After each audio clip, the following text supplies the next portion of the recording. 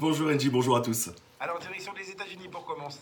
Elle a 18 ans et elle devient une figure de la lutte anti-armes. Oui, c'est une rescapée de la tuerie du lycée de Floride dans laquelle 17 personnes sont mortes sous les balles d'un ancien élève. Le Parisien revient sur cet élève de terminale au crâne rasé qui a dénoncé la collusion entre les hommes politiques et la NRA, le lobby des armes à feu, interpellant directement le président Trump, plus que jamais déterminé à faire modifier la législation très permissive sur les armes aux États-Unis. Résultat, plusieurs personnalités lui ont apporté leur soutien. Retenons son nom, Emma Gonzalez. La prochaine étape, c'est le 24 mars, grand rassemblement à Washington, baptisé Marche pour nos vies. Les jeunes plus forts que le lobbying, je l'espère de tout cœur. Retour en France, un peu de politique.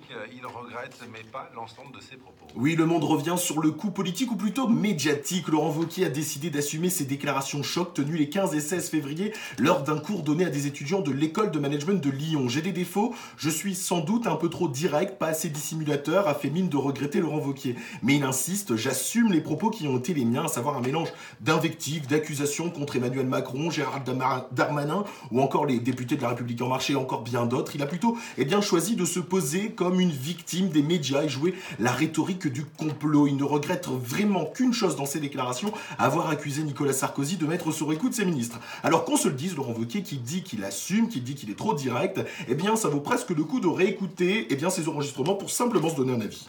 Dans notre région maintenant, direction Valenciennes et la Pop School. Oui, la Pop School, c'est l'école du numérique qui propose une formation qui répond aux exigences et problématiques des entreprises du secteur. C'est l'Observateur qui nous décrit cette formation proposée aux demandeurs d'emploi, aux salariés, aux personnes en reconversion, mais surtout aux développeurs web motivés avec ou sans diplôme. Une formation immersive et intensive sur 350 heures au total qui permet de former des personnes sur un laps de temps très court, 2 mois et demi seulement. La fabrique numérique de Valenciennes a formé déjà 100 apprenants au métier de développeur web mobile et des sessions sont parfois organisées sur le secteur de Maubeuge. Bien justement, on reste sur Maubeuge. Il s'appelle Nicolas et il est à la recherche de sa mère biologique. Oui, la Voix du Nord présente Nicolas Lefebvre, toulousain de 38 ans, né sous X à Maubeuge et il est à la recherche de sa mère biologique. Nicolas Lefebvre est né le 30 septembre 1979, cela fait plusieurs années qu'il souhaite connaître ses parents et des réponses à de nombreuses questions. De sa mère biologique, il ne connaît que son prénom, Monique, et il n'en est même pas sûr. En 2011, il avait créé un site internet national noracine.fr